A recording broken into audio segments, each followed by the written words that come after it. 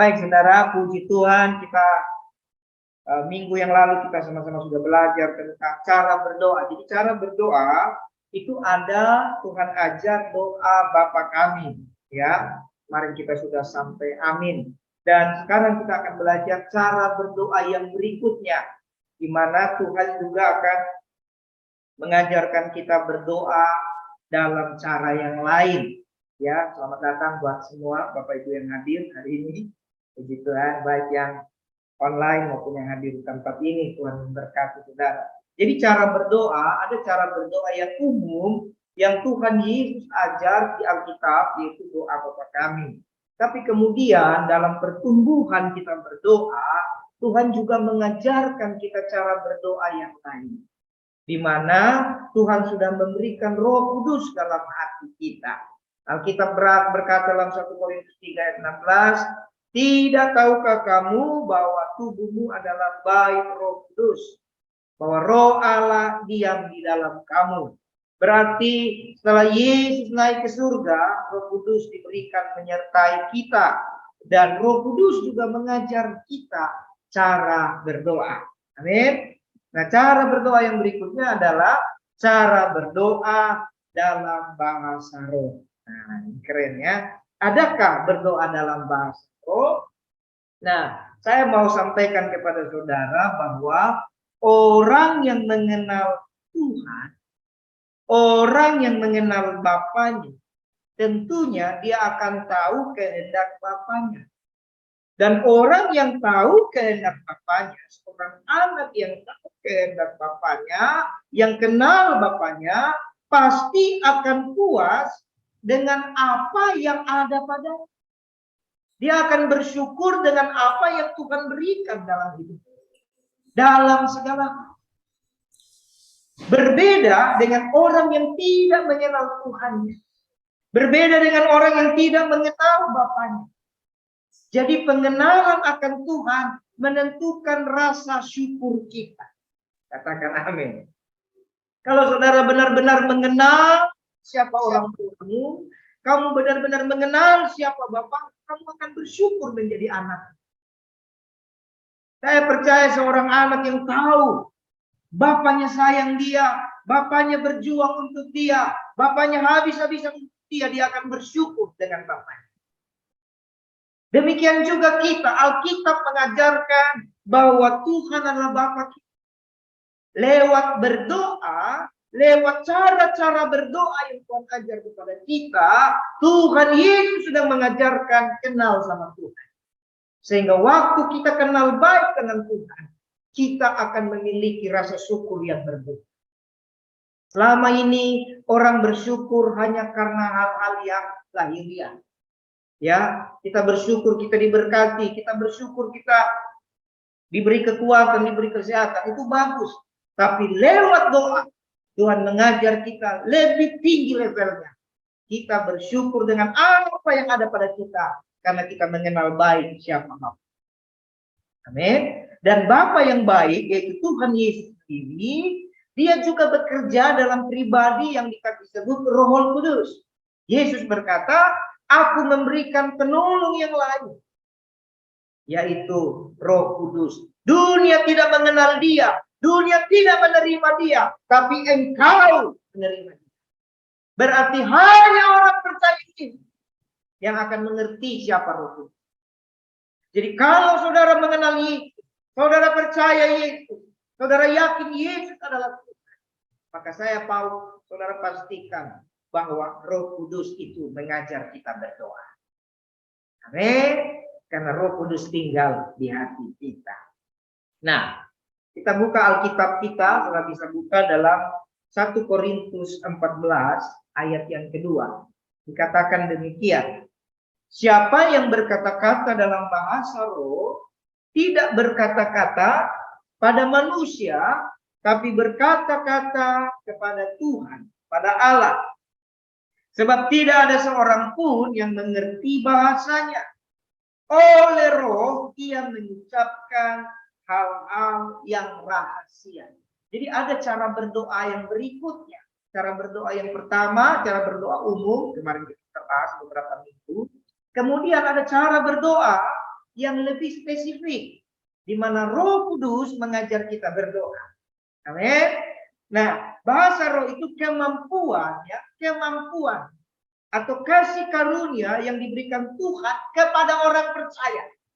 Jadi garis bawahi kata orang percaya, ya, hanya orang percaya Yesus yang mengerti bahasa roh.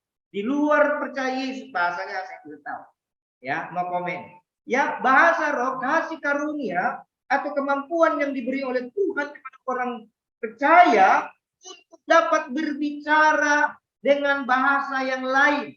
Bahasa Yunaninya adalah berglosalalia, ya, bahasa yang lain atau glosalalia. Dan itu biasanya terjadi di saat orang tersebut menerima baptisan Roh Kudus, ya. Dalam Matius pasal 3, buka Alkitab saudara, dalam Matius pasal yang ketiga, ayat yang ke-11 kalau tidak salah, saya buka dulu sebentar ya. Dalam Matius pasal yang ketiga,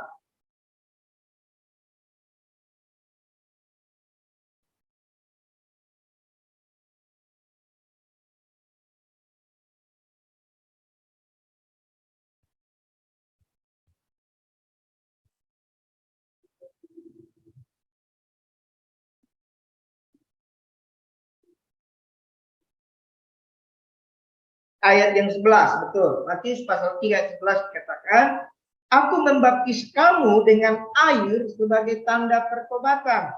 Tetapi ia yang datang kemudian daripadaku lebih berkuasa daripadaku. Dan aku tidak layak melepaskan kasutnya. Ia akan membaptiskan kamu dengan Roh Kudus dan dengan api. Jadi dari ayat ini saudara, Alkitab mengajarkan, firman Tuhan mengajarkan sebenarnya ada 3 baptisan yang akan kita alami. Baptisan yang pertama dilakukan oleh manusia sebagai tanda pertobatan, namanya baptisan air. Ya, jadi baptisannya baptisan air. Ya, pakai air, ya, jangan pakai yang lain. Karena ayatnya baptisan air. Yang kedua ada namanya baptisan Roh Kudus. Saya tidak berbicara soal baptis, saya singgung sedikit. Dan yang ketiga ada baptisan api. Baptisan air dilakukan oleh manusia. Makanya di Alkitab saudara, satu-satunya panggilan pelayanan yang memiliki gelar khusus, yaitu Yohanes Pembaptis. Ya, dia punya gelar khusus. Jadi baptisan itu penting. Jangan saudara pikir baptisan tidak penting. Jadi baptisan pertama namanya baptisan air. Itu masih bisa dilakukan oleh hamba Tuhan, oleh manusia. Ya, tapi ada 2 baptisan lagi. Dan itu bukan ranah manusia. Baptisan yang kedua dan ketiga itu urusannya Tuhan, urusannya Roh Kudus, yaitu baptisan Roh Kudus, dan yang kedua adalah baptisan api. Kalau kata baptisan sendiri berasal dari kata bapto atau baptizo, itu bahasa asli. Baptis itu bukan bahasa manusia, itu bahasa asli dari surga. Tidak diterjemahkan, tapi diambil, ya, diambil sedemikian rupa disesuaikan dengan bahasa masing-masing. Bahasa aslinya bapto atau baptizo, bahasa Inggrisnya baptism, bahasa Indonesianya baptis.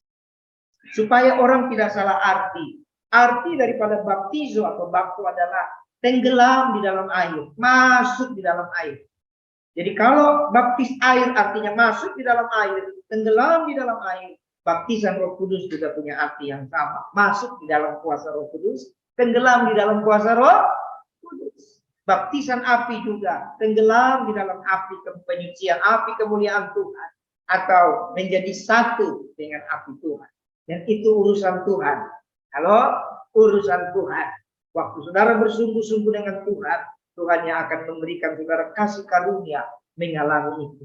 Dan hari ini secara spesifik, sesuai dengan firman yang kita baca tadi, 1 Korintus 14 ayat 2, siapa yang berkata-kata dalam bahasa roh tidak berkata-kata dengan manusia, tetapi kepada Tuhan. Berarti saudara, waktu saudara sudah mengalami pertobatan, menjadi satu dengan Tuhan Yesus, menjadi satu dengan Kristus, saudara juga akan mengalami yang namanya baptisan Roh Kudus. Dan saat saudara dibaptis Roh Kudus, tanda-tandanya, ya. Nah, salah satu tandanya, Tuhan akan membawa saudara berkata-kata dengan bahasa. Banyak orang Kristen yang bertanya. Kalau orang Kristen yang bertanya tidak apa-apa. Tapi kalau orang di luar Kristen ya harusnya kita nggak usah tanggapi. Karena pertanyaan mereka hanya memuaskan telinga. Saya mau mengajar saudara, jangan buang waktu, jangan buang energi untuk menanggapi pertanyaan orang yang tidak kenal Tuhan. Terlebih lagi soal Roh Kudus dan segala macam. Kalau mereka bertanya soal Yesus, sampaikan. Karena soal Yesus itu yang penting, menyelamatkan. Ya, jangan memuaskan hasrat mereka, tapi mereka sendiri belum memahami. Kecuali mereka sudah bertumbuh. Urusan Roh Kudus itu ranah yang lebih pribadi. Alkitab berkata dia tinggal di hati kita. Hati itu pribadi. Amin. Saya mau ngajar saudara supaya saudara bertumbuh baik dengan Tuhan. Jadi kalau orang bertanya tentang Yesus, silahkan saudara jawab. Kalau orang bertanya tentang Roh Kudus, biarkan Roh Kudus yang ajar saudara, dan jangan saudara terjebak. Nanti ujung-ujungnya berdebat, itu ya, ujung-ujungnya berantem. Lebih baik saudara ajar mereka tentang Yesus. Kalau mereka sudah percaya Yesus, saya percaya Roh Kudus akan mengajar. Ya, jadi orang-orang Kristen sendiri banyak bertanya, apakah ada bahasa roh? Masa sih bahasa roh itu modelnya begitu? Nah, nanti saudara akan mengerti, saya akan jelaskan perlahan-lahan. Kalau firman Tuhan berkata ada dalam bahasa roh, berkata-kata dalam bahasa roh, berarti ada. Kan di Alkitab ada. Berarti kalau ada tertulis, ya ada. Kalau kita percaya bahwa Alkitab adalah firman Allah, ya kan begitu. Amin. Nah, memang banyak orang yang bingung. Kenapa bahasa roh sepertinya seluruh dunia sama? Ya, bahasa roh kok sepertinya sama. Yang umum begini ya, yang umum. Misalnya, maaf ya, misalnya ini ilustrasi. Dada, kan gitu ya. Laba, didi, kan biasanya begitu ya. Orang akan bingung. Masa itu bahasa roh, itu kan saya bisa pelajari, kan begitu ya. Nah, saya mau tanya sama saudara, saudara boleh jawab di hati, boleh jawab juga langsung.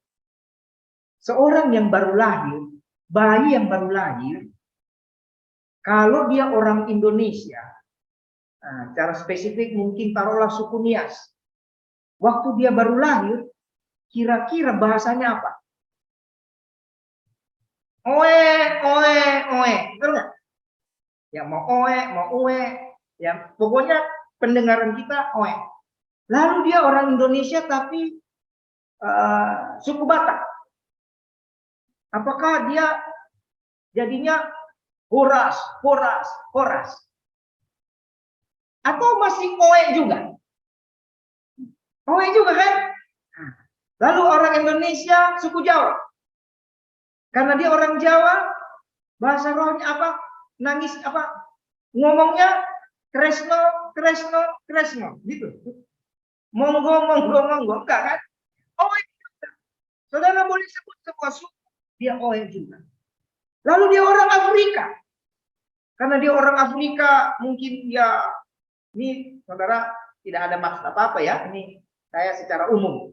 Mungkin orang Afrika kan rata-rata gagah, tinggi besar. Lalu suaranya, bayi Afrika baru lahir, dia akan kan enggak juga.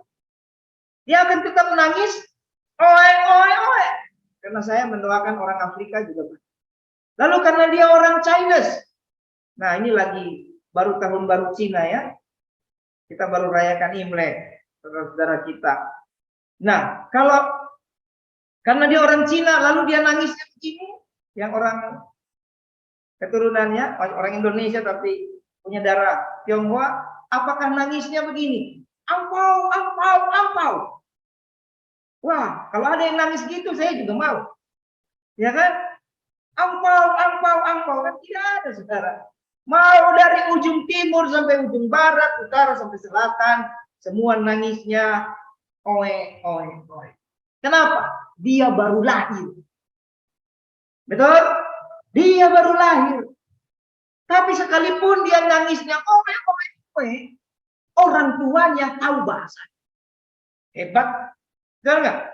Yang tahu arti nangisnya itu orang tuanya. Kalau oe, oh lapar. Kalau oe, sakit perut, orang tuanya yang tahu. Kalau oe, oh lagi tertawa. Kalau oe, oh lagi buang air besar. Hebat orang tuanya. Itulah kedekatan. Orang lain tidak tahu. Tetangga mungkin akan marah-marah. Apa itu? Woi, berisik, woi. Kenapa? Dia orang lain. Yang tahu arti oe itu siapa? Orang tuanya. Begitu juga waktu kita baru lahir dalam roh.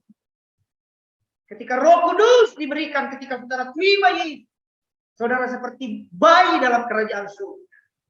Ketika saudara seperti bayi dalam kerajaan surga, saudara ingin berkata-kata dalam bahasa surga, pasti bahasa saudara juga terbatas. Saudara hanya bisa berkata, ini.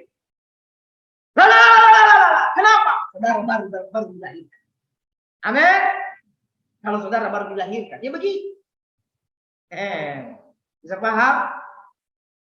Jadi memang dari ujung timur sampai ujung barat, utara sampai selatan, tidak ada satu bayi ajaib pun. Gara-gara dia suku tertentu, maka nangisnya berbeda. Kalau nangisnya beda, saya pasti milih. Saya mau jadi bahasa Cina. Angpau. Angpau nalai. Ya kan? Angpau nalai. Atau apa? Orang Batak, hepeng. Ya? Seorang Inggris, money. Where is money? Enggak ada, saudara. Semuanya oe. Tapi sekalipun oe, orang tuanya menyerah. Demikian juga saudara. Sekalipun saudara bahasa roh saudara sepertinya Bapak mengerti apa yang sedang terjadi. Makanya dikatakan dalam 1 Korintus 14 ayat 2, siapa yang berkata-kata dalam bahasa, tidak berkata-kata kepada manusia, tapi kepada Tuhan. Jadi tidak usah pusing dengan perkataan orang. Yang penting pastikan dirimu terima Yesus, pastikan dirimu percaya dia Tuhan, pastikan dirimu percaya Alkitab itu firman Allah. Dan jangan pernah ragukan setitik pun firman Tuhan. Maka saudara akan mengalami. Amin. Kita lihat satu lagi ayatnya. Kisah Rasul 19 ayat yang ke-6.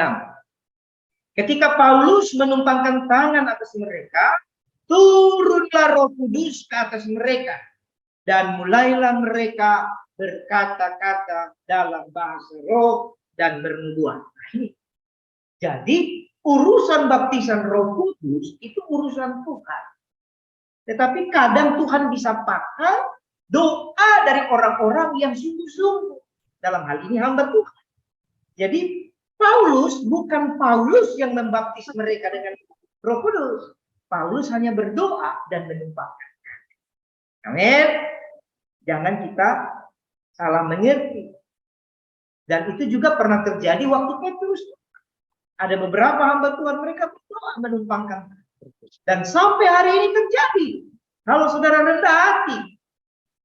Seringkali kami hamba-hamba Tuhan, termasuk saya, ada orang-orang yang bertumbuh dengan Tuhan, sungguh-sungguh bergaul dengan Tuhan. Dia rindu. Lalu dia berkata, Pak, doakan saya. Bolehkah saya minta supaya saya dapat? Boleh. Hamba Tuhan hanya berdoa. Dia berdoa sungguh-sungguh. Iman dari hamba Tuhan bertemu dengan iman dari yang didoakan. Maka Roh Kudus akan datang. Kenapa? Roh Kudus tinggal di hati. Katakan amin.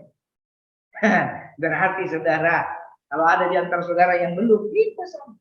Saya punya banyak kesaksian. Ya, dulu setelah saya mulai bertobat dan mulai mengalami hidup baru, saya dilahirkan kembali, saya dibaptis air, ya, saya masuk dalam pertobatan. Tapi saya belum dapat bahasa roh. Lalu saya rindu, saya lihat teman-teman saya ngalami rindu. Saya lihat kok enak sekali mereka bisa berdoa dalam bahasa roh. Saya belum, sebulan belum, 2 bulan belum. Saya lupa, kurang lebih 1 tahun. 1 tahun atau hampir 2 tahun. Belum juga. Saya berdoa terus. Dan kadang-kadang saya meragukan. Jangan-jangan Jangan-jangan, nah, kata meragukan itu pekerjaan setan. Ya, karena memang setiap pekerjaan Tuhan, pasti iblis itu mencoba mencurinya, membenturkannya dengan logika. Saya mau beritahu saudara, semua yang namanya kebenaran di dalam Yesus, apapun firman-Nya, itu produk surga, dunia tidak mengerti. Jadi jangan pernah benturkan dengan logika dunia. Nanti saudara tersesat. Nanti saudara lemah iman. Makanya Alkitab berkata, percayakah engkau? Sederhana kan? Percayakah engkau aku dapat melakukan? Nah, itu iman. Iman itu produk surga. Iman itu bukan produk dunia. Iman tidak dijual di Tokopedia. Tidak dijual di Shopee. Ya, tidak dijual di toko-toko bangunan. Di mall tidak ada iman. Toko iman mungkin ada tokonya, namanya. Tapi saudara tidak bisa beli. Iman hanya dapat dari Tuhan Yesus. Kerajaan surga. Jadi kalau itu dapat dari satu kerajaan yang tidak bisa dilihat, tidak kasat mata, maka seluruh dunia tidak mengerti. Jadi kalau dunia tidak mengerti, rendahkan hatimu, terimalah iman dari Tuhan. Amin. Nah, jadi saya berdoa, Tuhan mulai digoncang pikiran saya. Tapi betul, Alkitab berkata, mintalah maka akan diberikan. Memang sesuai dengan kasih karunia Tuhan. Ada waktu, akhirnya sekali waktu, itu nanti kesaksiannya sendiri ya.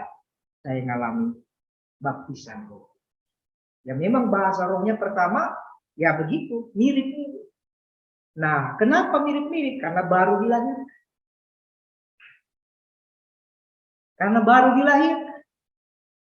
Tapi sebenarnya bahasa roh itu Tuhan mau kita mengalami lebih dalam. Bahasa roh itu bertumbuh. Ada bahasa roh itu sampai ditafsirkan. Ya, kita lihat dalam 1 Korintus pasal yang ke-12. 1 Korintus pasal 12, saudara boleh buka ayatnya.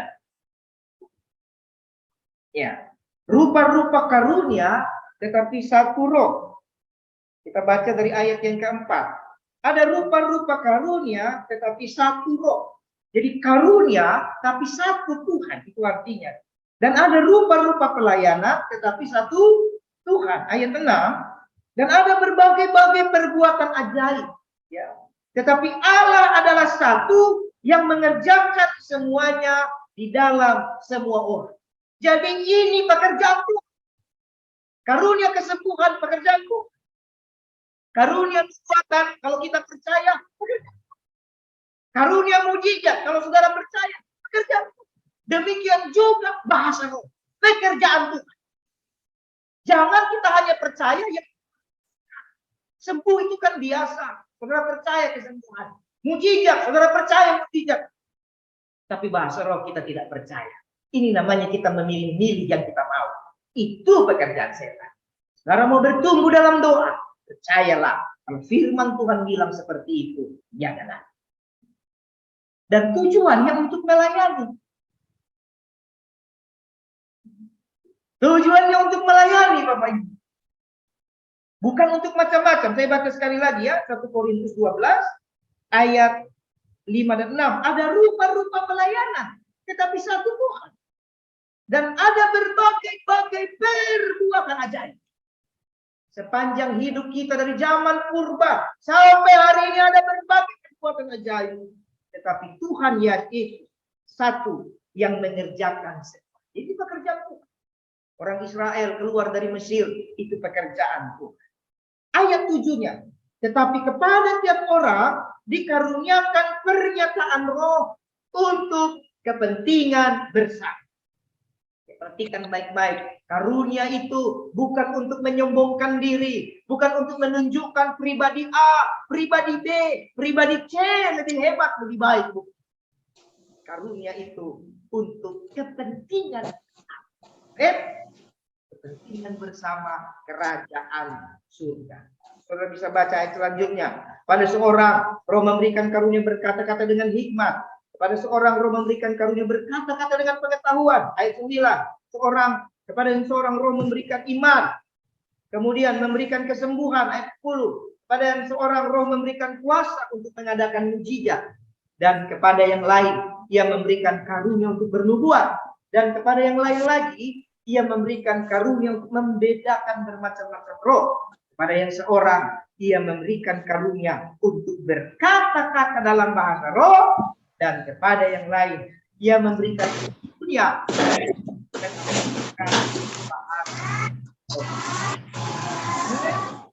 jadi ada nanti menafsirkan. Nah, kenapa kita tidak terlalu umum atau tidak terlalu sering mengerti yang namanya menafsirkan? Karena banyak di antara kita bahasa rohnya belum bertumbuh. Kalau sudah bertumbuh, nanti kalau saudara masuk dalam komunitas doa yang sudah bertumbuh, itu nanti ada bahasa roh yang ditafsirkan. Ya, ditafsirkan bukan diterjemahkan. Ya, ditafsirkan bukan diterjemahkan. Kalau diterjemahkan itu begini. Bahasa Inggrisnya makan, eat. Saya makan nasi. Terjemahannya dalam bahasa Inggris, I eat rice. Gitu. Tapi kalau ditafsirkan begini, saya makan nasi goreng enak sekali. Nah, orang itu hanya dapat nasi goreng, nasi goreng. Nah, nasi goreng. Nah, itu namanya tafsir. Kadang-kadang kenapa ditafsir? Supaya semua itu kemuliaan. Amin. Dan itu nanti jauh. Suara bertumbuh dalam doa, saudara akan diberikan Tuhan banyak. Saya mau beritahu, kalau saudara bisa 2 bahasa, 3 bahasa dunia, saudara bangga nggak? Kita rata-rata bisa 3 bahasa, rata-rata. Bahasa Indonesia, kemudian bahasa suku, ya mungkin tidak hebat tapi bisa lah sekian 10%. Bahasa suku, taruhlah orang Jawa bahasa Jawa dia bisa, orang Batak bahasa Batak dia bisa, ya orang Manado bahasa Manado dia bisa. Jadi bahasa Indonesia bahasa suku, satu lagi minimal 1 bahasa asing, bahasa Inggris. Ya, nggak jago tapi minimal kita tahu bahasa Inggris itu yang pasti kita tahu yes, no, love, money, eat, toilet. Nah, 5 kata udah luar biasa. Ya, kita bisa, apalagi kalau kita jago, kita bisa 3-4 bahasa saja kita bisa. Oh, ada satu lagi bahasa yang universal, bahasa cinta. Lirikan matamu, menarik hati, ya. Oh senyumanmu, itu urusan saudara ya. Jadi kalau kita bisa bahasa dunia saja kita bangga. Bayangkan saudara tahu bahasa kerajaan. Masa kita tidak bangga? Tapi setan, dunia mencoba melemahkan kita dengan meragukan. Benarkah? Masa sih? Kalau itu bahasa surga, masa bahasanya begitu? Makanya tadi saya jelaskan. Saudara lihat anak kecil yang baru lahir, sampai kurang lebih berapa bulan, bahasanya oe, oe, oe. Nanti mungkin paling cepat 6 bulan. Biasanya begitu. 6 bulan, 7 bulan, 8 bulan, tergantung pertumbuhan anak. Dia mulai bisa ngomong, mama, papa, good, mama, beda-beda. Saya bersyukur anak saya termasuk 2 anak saya cepat berbicara. Rata-rata umur 12 bulan, 1 tahun, mereka bicara sudah lumayan bagus. Itu kasih karunia, setiap orang beda-beda. Tapi biasanya begitu. Nanti udah setahun, ada yang sudah bisa ngomong, mama, mama. Nah, nanti umur 5 tahun, nah kalau ada umur 5 tahun, oe, oe. Minimal 5 tahun, dia sudah ngomong, mama, saya mau makan. Kan gitu. Tidak salah.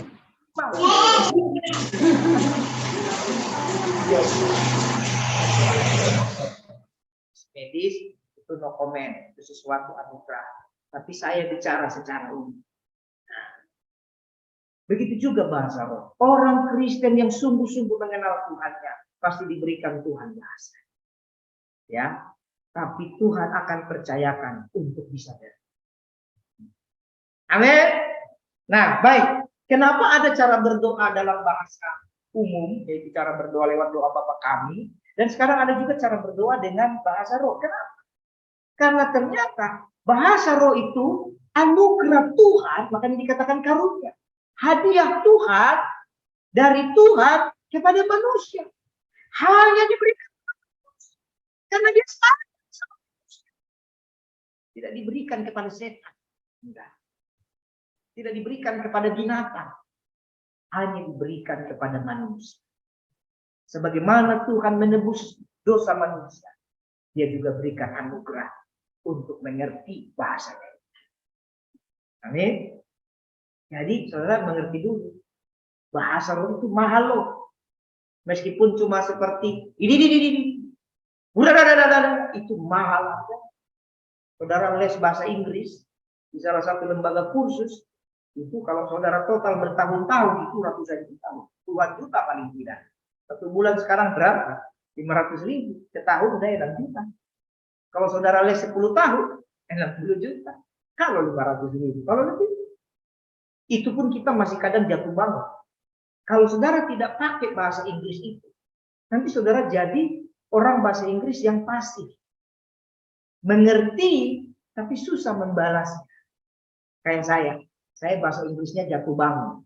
Tahu jatuh bangun? Begitu orang kasih bahasa Inggris, saya jatuh dan tidak bangun-bangun. Artinya tidak bisa jawab. Nah, tapi ada orang bahasa Inggris yang pasif, dia ngerti, tapi pas dia balas, dia susah. Kenapa? Nggak biasa pakai. Begitu juga bahasa roh. Ada orang yang tidak menghormati bahasa roh. Begitu dia sudah dapat pertama, lalu dia tidak mau pakai dalam doa. Dia tidak pernah pakai dalam persekutuan dengan Tuhan. Sehingga sekali waktu dia kebingungan sendiri. Nggak bisa bertumbuh bahasa. Amin. Kita masuk lebih dalam ya. Apa sih kegunaan bahasa? Ya, tetap di 1 Korintus 14 ayat 2. Siapa berkata-kata dalam bahasa roh, tidak berkata-kata kepada manusia, tetapi kepada Tuhan. Berarti kegunaan bahasa roh yang pertama adalah mengungkapkan dan mengucapkan hal-hal yang rahasia. Luar biasa. Kita buka. Sebab tidak ada seorang pun, masih 1 Korintus 14 ayat 2, siapa berkata-kata dengan bahasa roh, tidak berkata-kata kepada manusia, tetapi kepada Allah. Mana ini? Sebab tidak ada seorang pun yang mengerti bahasanya. Oleh roh di sini pun besar. Ya, artinya oleh Tuhan. Ia mengucapkan hal-hal yang rahasia. Jadi kegunaan bahasa roh itu mengungkapkan yang pertama dan mengucapkan hal-hal yang rahasia kepada Allah. Ada doa-doa yang rahasia. Saudara pernah nggak punya rahasia dengan orang? Suami sama istri kan punya rahasia. Seorang sahabat punya rahasia, betul nggak? Kira-kira namanya rahasia itu, saudara sampaikan rahasia di depan banyak orang nggak? Saudara bilang, kalau saya punya sahabat namanya apa misalnya? Andi. Andi, saya mau kasih rahasia. Pegang ya rahasia saya. Oke, good. Di mana kamu kasih tahu? Saya akan sampaikan dari atas gedung yang tinggi di depan semua orang pakai mikrofon. Kira-kira itu rahasia bukan? Bukan, saudara. Rahasia itu hanya kita yang tahu. Kalau rahasia itu dipegang oleh 2 orang, 2 pribadi. Suami istri punya rahasia, betul? Orang sahabat kadang punya rahasia.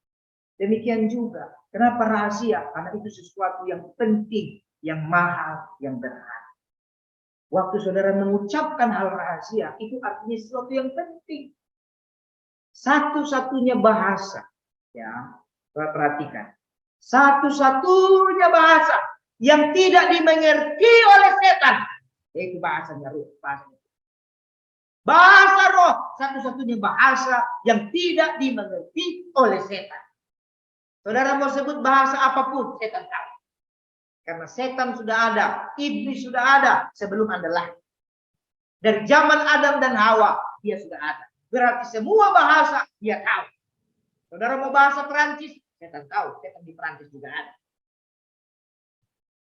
Saudara mau bahasa Amerika, bahasa Inggris, ada juga vampir. Bahasa Cina ada vampir expert. Nah, filmnya. Mau bahasa apa saja? Bahasa Batak, bahasa Nias, bahasa Indonesia, apalagi bahasa Indonesia. Setan Indonesia terlalu banyak.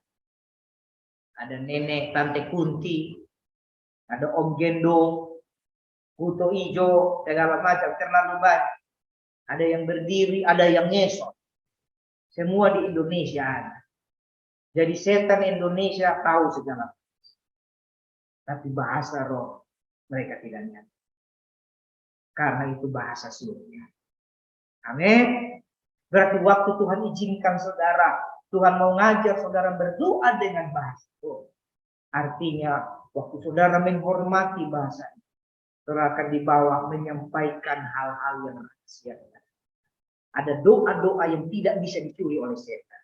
Makanya kemarin kalau saudara ingat, saya sampaikan cara berdoa dalam bahasa manusia itu doa Bapa kami. Jangan lupa menutup doa dengan amin. Amin itu artinya percaya Tuhan akan melakukan. Tapi bahasa manusia setan bisa dengar. Ada banyak contoh di Alkitab. Daniel berdoa. Tapi penguasa kerajaan Persia tahu doa Daniel, dicuri doanya. Sehingga jawaban doa itu lama datang. Sampai Tuhan harus mengutus malaikat Mikael untuk berhadapan dengan penguasa kerajaan Persia. Nanti kita buka dalam dua keterangan. Ya, kitab Daniel jelas. Berarti bahasa manusia, bahasa Daniel waktu lama, bahasa Arab, ya, Ibrani. Janjian lama itu dalam bahasa Ibrani dan bahasa Arab. Ya, janjian baru itu dalam bahasa Yunani. Jadi pada zaman Daniel dia berdoa pakai bahasa itu. Iblis tahu dia curi. Tapi kalau saudara berdoa dengan bahasa, iblis tidak tahu. Dia bingung. Apalah dia omongin ya. Tahu-tahu saudara sedang minta Tuhan berkati saya. Saya mau punya pasangan. Iblis apa ya? Apa ya? Dia nguping juga pusing dia. Tuhan, saya berdoa. Saya mau dapat usaha yang baik. Nah, kira-kira begitu mungkin artinya. Kan bahasa kepada Tuhan. Saudara tidak tahu. Tapi saudara sampaikan dalam itu ada artinya. Tapi yang tahu cuma Tuhan. Sama seperti waktu seorang bayi berkata, oi. Ada artinya. Tetanggamu tidak tahu, orang tuamu. Oi, kenapa ini? Sudah dikasih susu, sudah dikasih makan, masih. Lalu orang tuanya langsung kasih minyak telon. Ya, kalau bayi minyak telon, belum minyak kayu putih. Minyak kayu putih terkelupas kulitnya. Kasih minyak telon, kasih apa gitu. Langsung anaknya berhenti. Berarti sakit. Orang tua tahu. Itu bahasa yang paling mulia. Bahasa yang paling rahasia antara anak dengan orang tua. Begitu juga waktu saudara sampaikan. Mungkin cuma seperti, tapi Tuhan tahu. Kamu sedang membawa Tuhan ini pergumulan. Tuhan, sudah sekian lama aku merindukan punya kendaraan. Aku merindukan punya rumah. Tuhan sampaikan bahwa Tuhan tahu. Tuhan jawab pada waktunya. Amin. Setan tidak bisa curi. Berarti doa dalam bahasa roh itu luar biasa. Kemudian untuk membangun diri, kita baca 1 Korintus 14 ayat yang keempat. Siapa yang berkata-kata dengan bahasa roh, ia membangun dirinya sendiri. Nah, kenapa Tuhan bilang membangun diri? Karena Tuhan dengan apa? Bernubuat. Saya baca ayat selanjutnya. Siapa berkata-kata dengan bahasa roh, ia membangun dirinya sendiri. Tetapi siapa yang bernubuat, ia membangun jemaat. Tuhan punya goal, kita membangun jemaat. Tapi bagaimana membangun jemaat kalau kita sendiri belum terbangun? Halo? Tuhan mau sebelum kita membangun orang lain, sebelum kita membangun tubuh Kristus, sebelum kita membangun jemaat, Tuhan mau kita terbang. Kita yakin dulu siapa Tuhan. Seorang marketing yang baik, dia harus kenal produknya. Seorang sales yang baik harus yakin produknya baik. Jangan sampai seorang marketing, seorang sales, taruhlah jual apa? Jual beberapa item roti. Lalu ada yang beli, taruhlah ada sales datang sama saya. Pak, ini ada roti kelapa, roti nenas, roti coklat, roti durian. Lalu saya mau beli. Lalu saya tanya, Bang, yang paling enak mana? Kalau sales belum pernah coba rotinya, dia cuma bilang apa? Semua enak. Makanya zaman sekarang, saudara, jangan terlalu percaya bahasa sales. Semua sales, semua dagangannya nomor 1. Tidak ada kecap nomor 2. Semua nomor 1. Kan? Betul nggak? Lalu begitu saya beli, wah kena prank. Ternyata tidak enak. Saudara kesal nggak? Kesal. Tapi coba sales yang baik. Marketing yang baik. Seorang ahli pemasar yang baik.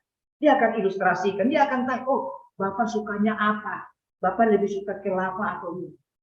Saran saya yang enak ini. Coba deh Pak. Bapak makan. Nah, begitu ternyata betul. Saya makan. Saya akan senang. Oh iya betul ya. Enak. Seorang pemasar yang baik. Dia harus paham produk yang dia jual. Jangan sampai saudara jual produk yang saudara tidak tahu. Repot. Amin. Demikian juga kenapa Tuhan mau kita bangun diri kita. Karena ada saatnya kita akan membangun orang lain. Ada saatnya kita akan membangun jemaat. Sebelum kita membangun orang lain. Sebelum kita membangun jemaat. Bangunlah diri bersama Roh Kudus. Amin. Dan untuk membangun diri.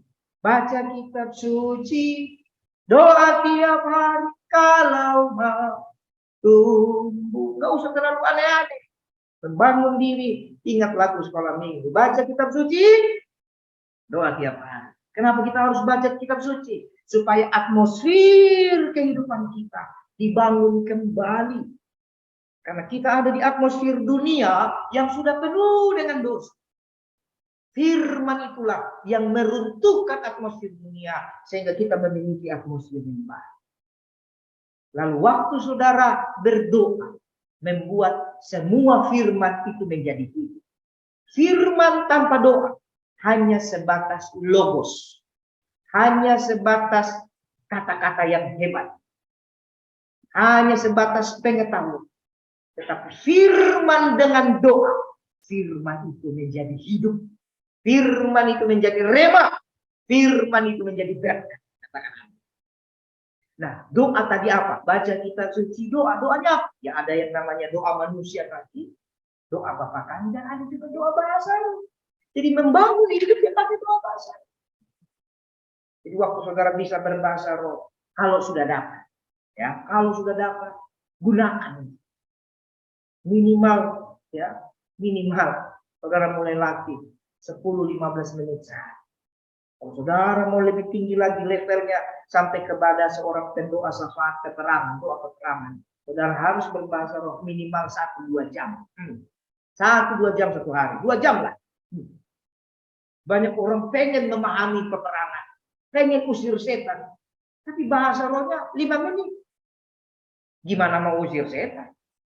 Nah ini jauh, nanti saya akan sampaikan di doa peperangan. Saudara mau dibawa Tuhan level lebih jauh, selain doa dalam bahasa manusia, yang kemarin kita sudah belajar bahasa Bapak kami. Waktu sudah bertumbuh, saudara harus begitu sudah punya, kalau belum ya jangan. Kalau sudah dapat bahasa roh, minimal. Kalau untuk sekedar membangun diri, minimal 10-15 menit, 20 menit, itu membangun diri. Tapi kalau sudah membangun diri yang lebih tinggi, harus punya waktu berbahasa roh, paling tidak 2 jam sehari. Bangunan yang tinggi, fondasinya makin dalam. Karena bangun rumah 1 lantai, fondasinya paling 50 cm. Ya kurang lebih lah, saya jangan dikritik ya, nanti tanya tukang bangunan. Nah ini satu ilustrasi. Kalau saudara bangun rumah 2 lantai, fondasinya minimal 1 meter. Kalau saudara bangun rumah atau apartemen 10 lantai, mungkin fondasinya 10 meter, saya tidak tahu. Berarti kalau saudara mau sampai ke dalam doa, fondasinya bangun. Bangun dirimu. Kalau sudah dapat bahasa roh, gunakan itu. 1, 2, 3 jam. Terserah.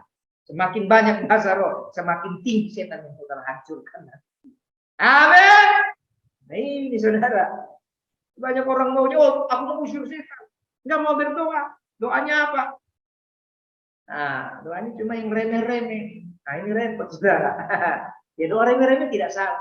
Tapi membangun diri. Karena sesungguhnya saudara, hari-hari itu yang akan kita jalani ke depan. Itu hari-hari di mana iblis akan semakin gerak. Iblis akan semakin mengacau balau. Ya. Dulu saudara saya ingat satu contoh. bahwa iblis sedang mengacau balik. Dulu masih saya kecil, tahun 70-an, tahun 80-an, saya jarang sekali mendengar orang Kristen bercerai. Lalu setelah saya pindah ke Jakarta, beberapa puluh tahun kemudian, tahun 2000-an, saya ke Jakarta tahun 90-an. Tahun 90-an, 2000-an, bahkan sekarang, banyak orang Kristen bercerai. Dulu kalau ada orang Kristen bercerai tahun 80-an, saudara, itu dikucilkan oleh pihak keluarga. Sekarang orang Kristen cerai biasa. Nah, itu cara setan merusak. Sesuatu yang dibiasakan, sudah bias. Orang tidak tahu lagi itu boleh atau tidak. Nah, itu cara setan. Cara setan merusak iman. Seperti itu. Tapi kalau saudara membangun diri, saudara akan tetap terjaga oleh Tuhan. Amin. Dulu zaman saya masih kecil, kalau ada orang kumpul kebo, tahu kumpul kebo? Kumpul kebo atau kumpul bebek atau kumpul anjing. Artinya tidak menikah tapi hidup satu rumah. Itu dimaki-maki. Dikucilkan zaman dulu. Sekarang sudah bukan kumpul kebo lagi. Apalagi kandang kebo. Sekarang sudah rame-rame sudah. Siapa yang mau teguh? Sekarang yang lebih tinggi itu bukan firman bagi orang tidak percaya. Atau kalaupun dia orang Kristen, tapi dijebak oleh setan, yang lebih tinggi apa? Yang penting tidak saling mengganggu. Sekarang norma lebih tinggi dari firman. Yang penting tidak mengganggu. Kau, aku, hati-hati. Itu contoh sederhana bagaimana cara setan merusak. Makanya perlu bangun diri kita. Amin. Jika kita dibangun, mungkin sepertinya kita jadi orang-orang kuno. Tapi sesuatu yang baik, sekali waktu saudara dapat berkat. Dan berkat yang pasti, kita mendapat hidup kekal dalam kerajaan surga. Amin. Jadi bangun dirimu, bangun diri. Kemudian untuk menyampaikan pernyataan Allah. Bahasa roh juga bisa untuk menyampaikan pernyataan Tuhan. Itu biasa nanti dalam komunitas-komunitas doa. Lagi berdoa 1 jam, 2 jam. Tiba-tiba ada orang mendapat bahasa roh. Begitu dia sampaikan bahasa roh. Orang itu memahami. Dia harus sampaikan sesuatu. Lewat bahasa roh dia sampaikan. Nah. Nanti ada orang yang menafsirkan. Orang yang dapat karunia menafsirkan dia akan sampaikan pernyataan. Percayalah. Tidak lama lagi doamu dijawab. Nah itu contohnya. Percayalah. Dulu waktu gereja kita pertama, saudara, gereja induk dari gereja kita hari ini, dulu tuh sering sekali ada doa-doa malam. Dulu ada namanya, saya sebut namanya saja ya, tidak apa-apa. Oma Priscilla. Beliau sudah bersama Tuhan. Itu pendoa setia. Bertahun-tahun. Dulu waktu saya bujangan juga, setiap hari, kami hanya ada beberapa orang doa pagi jam 4, setengah 5. Itu tahun berapa itu? Bertahun-tahun saya juga ikut berdoa. Yang itu apa nih? Saya ada 2 teman lain lagi itu yang terpaksa karena tinggal di gereja sama Oma Priscilla. Yang dari luar itu saya, Oma Priscilla sama gembalanya Bapak Pendeta John.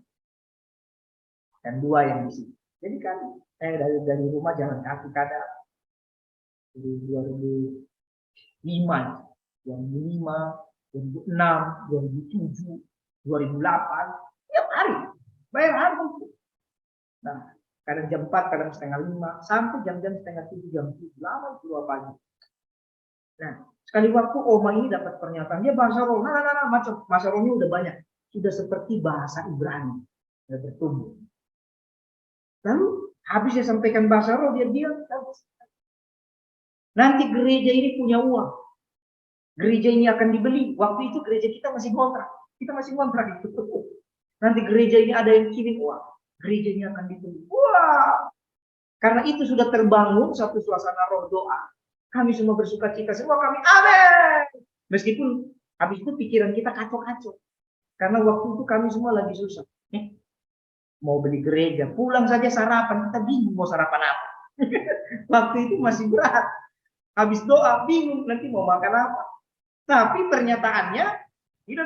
Macam-macam. Nanti gereja akan. Benar saudara, tidak lama. Tiba-tiba mujizat terjadi, gereja kita bisa diterima. Berarti pernyataan Allah hebat nggak? Hebat. Nah Tuhan mau kita mengalami itu.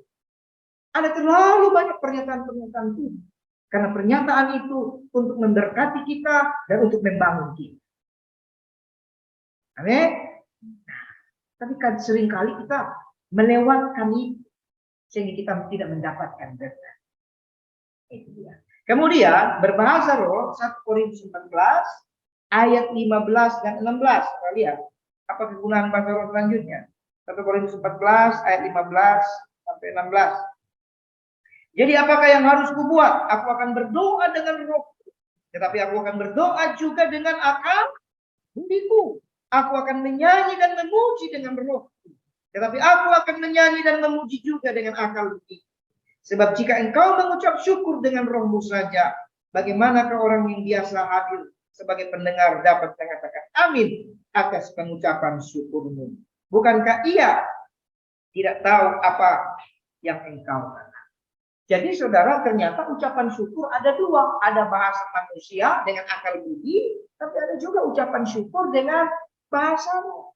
Karena ada kita memuji dengan roh, berdoa dengan roh.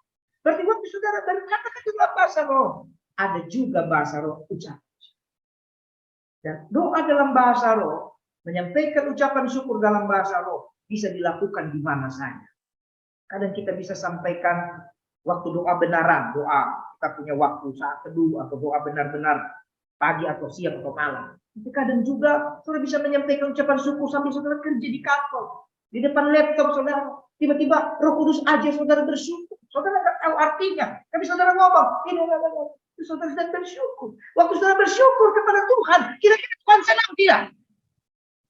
Tuhan senang. Kalau Tuhan senang, ayolah semua doa menjawab. Saudara bisa tiba-tiba bahasa ikan. Sambil cuci baju. Bisa. Lagi di gereja. Di mobil. Karena itu adalah ucapan syukur yang tidak dimengerti oleh manusia.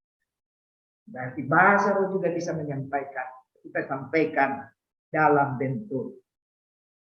Ucapan syukur bisa disampaikan dalam bentuk bahasa. Wah, ini saya saudara kalau udah bicara bahasa roh, ini kita Zoom ini tidak cukup 3-4 jam. Kalau sekolah doa onsite, saya bisa bicara 3-4 jam hanya untuk bahasa roh. Ya, tapi karena kita online, ya sudahlah. Saya lihat jam karena pasti suasana. Baik, saya rasa sampai di situ malam hari ini, Bapak Ibu, luar biasa. Jadi ingat ada doa dalam bahasa manusia, dalam bahasa kami, itu fondasi-fondasinya. Roh Kudus yang tinggal dalam hati saudara juga akan mengajar saudara doa dalam bahasa roh. Jangan bingung, jangan tolak. Amin. Karena memang itu kebenaran. Minggu depan kita akan belajar lagi tentang doa Roh Kudus bersama Roh kita. Ini beda lagi. Ya. Nanti praktek-prakteknya saudara akan memahami jika saudara mulai merelakan diri untuk berdoa. Semua yang saya sampaikan ini teori. Tapi ketika saudara mulai merelakan dirimu, merendahkan hati, saudara akan melakukan.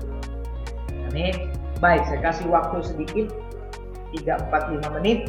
Sekiranya ada yang mau bertanya sebelum kita akhiri sesi Bukit Rema malam hari.